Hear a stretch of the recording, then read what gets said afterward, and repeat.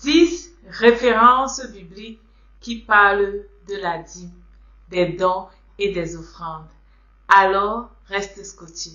Salut, bienvenue à cette nouvelle émission. Je suis très contente que tu prennes ton temps pour regarder cette émission aujourd'hui. Je dis merci à tous nos nouveaux abonnés. Merci d'être là. Merci de vous être connectés à cette chaîne à vie de gratitude. Le Seigneur va changer vos vies au travers de cette chaîne. Si tu regardes cette vidéo aujourd'hui, c'est parce que tu t'intéresses à la thématique, tu aimerais donner ta dîme, tu aimerais faire des dons, tu aimerais donner des offrandes et tu te demandes comment, pourquoi. Tu as écouté certainement plusieurs vidéos qui te découragent et qui te disent que tu n'as pas besoin de le faire, c'est l'ancienne alliance, c'est passé. Aujourd'hui, à la lumière de la parole de Dieu, nous allons aller sur 10 références bibliques qui parlent de la dîme, des dons et des offrandes. En fait, les 10 références bibliques que moi j'aime et qui m'encouragent à pratiquer cela. Surtout, je t'encourage à rester jusqu'à la fin parce qu'à la fin, je vais t'expliquer quelques références bibliques qui me marquent le plus et qui vont certainement te challenger. 10 références bibliques sur la dîme, les dons et les offrandes. Malachie 3, verset 8.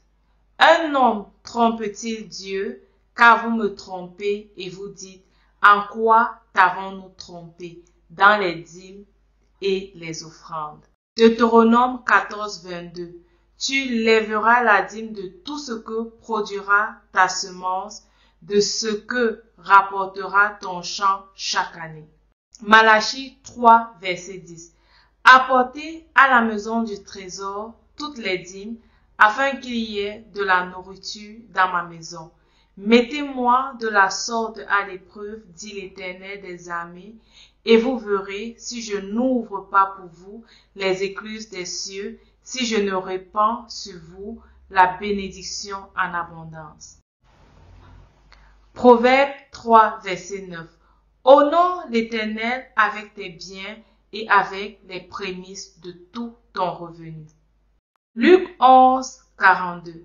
Mais malheur à vous, pharisiens, parce que vous payez la dîme de la menthe, de la rue et de toutes les herbes, et que vous négligez la justice et l'amour de Dieu.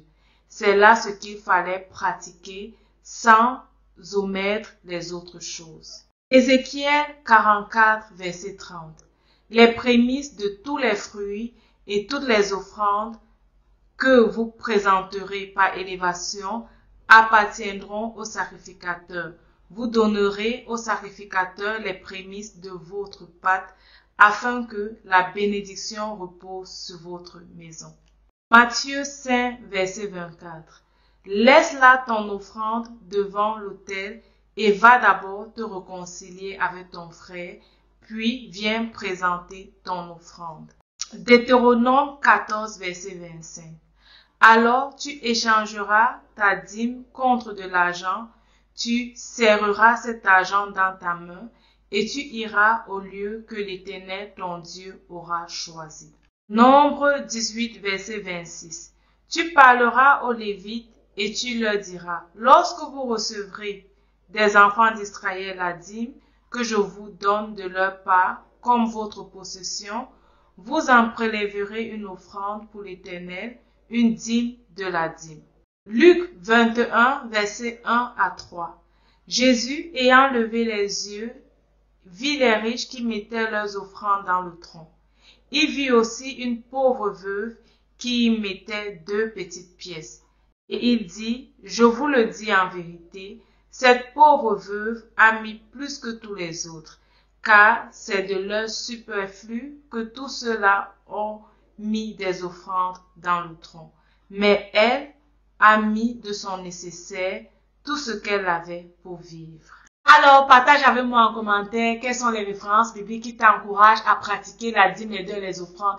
Peut-être je n'ai pas cité ton verset biblique, alors écris-le-moi en commentaire. Je serai très ravie de connaître ton point de vue ou alors de connaître le verset qui te challenge. Certaines personnes vont dire que la plupart des versets, c'est dans l'Ancien Testament. C'est vrai, c'est dans l'Ancien Testament où on parle beaucoup plus de la dîme, des dons et des offrandes. Un verset qui m'a vraiment plus, c'est le verset de Malachie 3, verset 10. Ça, c'est une référence biblique qu'on utilise généralement pour nous encourager à pratiquer la dîme. Le Seigneur te dit juste, amène la dîme et tu verras si je n'éloigne le dévoreur de ta maison. Amène la dîme et je vais ouvrir pour toi les écluses des cieux.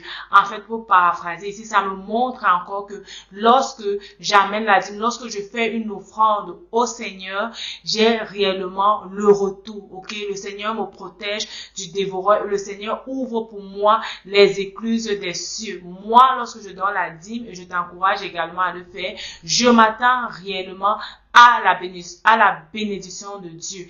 Et j'aimerais aussi que cette bénédiction soit financière, parce que le Seigneur nous bénit d'une façon ou d'une autre. Même la santé que nous avons, c'est une bénédiction.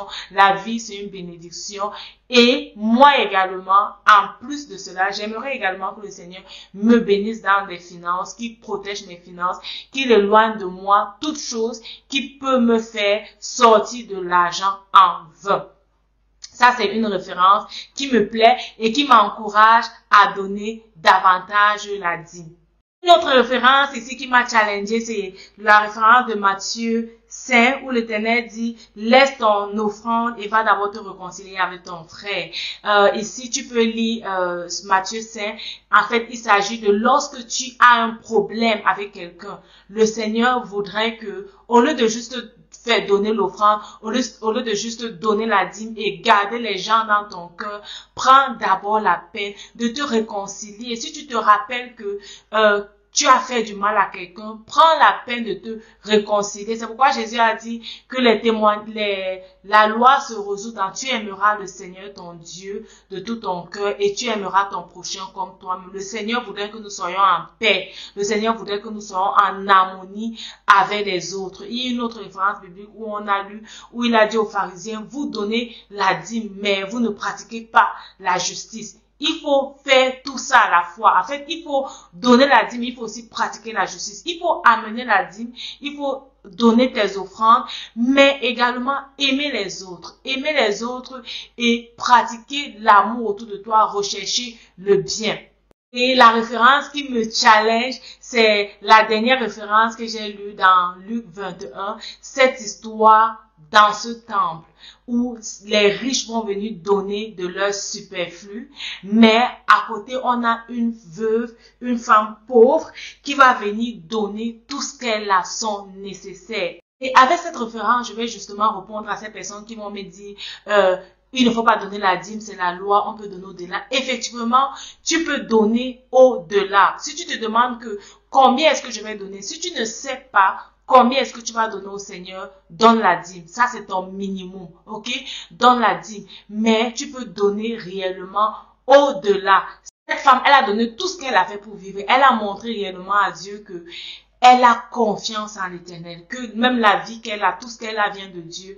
Et elle sait que même ce qu'elle a là pour vivre, ce n'est pas seulement avec ça qu'elle vit, bien ce qu'elle a là ne peut même pas combler tous ses besoins. Et elle a réellement montré à Dieu que j'ai confiance en toi et c'est pourquoi elle peut donner tout ce qu'elle a. Les autres ont de leur superflu.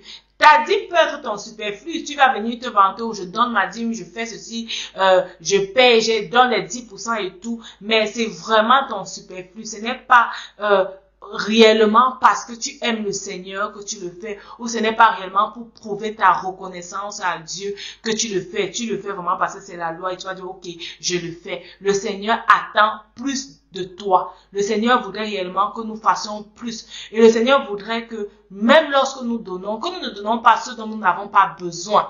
Je me rends compte, ou bien j'ai remarqué, parfois aussi tu fais ça, ou bien nous avons fait tout ça.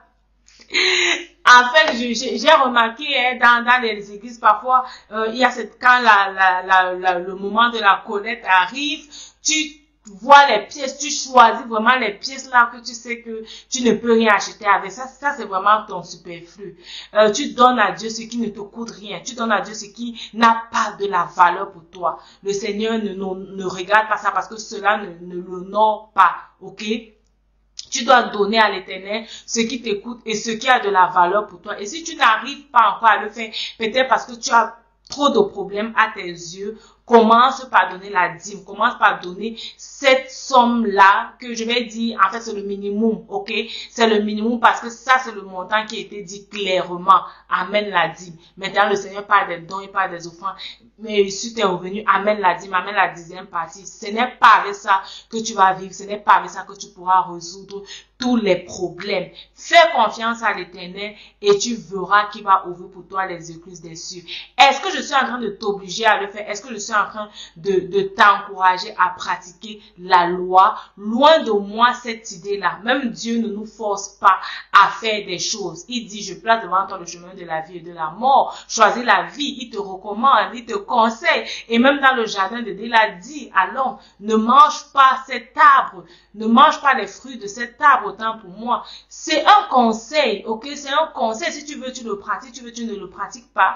Mais les gens qui le pratiquent voient réellement la bénédiction de Dieu dans leur vie. Si tu pratiques cela et tu vois la bénédiction de Dieu dans ta vie, partage-le avec nous en commentaire. Nous allons continuer à parler de ce thème parce que je me rends compte que c'est un thème qui nous concerne réellement à cette génération. Cette génération où nous pensons seulement à nous et non aux autres, où nous voyons les hommes de Dieu comme étant des mendiants et comme étant des escrocs, ce thème est encore d'actualité pour nous. Alors abonne-toi à cette chaîne et je suis sûre que ta vie fera la différence. Rappelle-toi, ta vie c'est un don de Dieu et la façon dont tu la vis c'est un don que tu fais à Dieu. Que Dieu te bénisse et à bientôt sur Vie de Gratitude. Bye bye.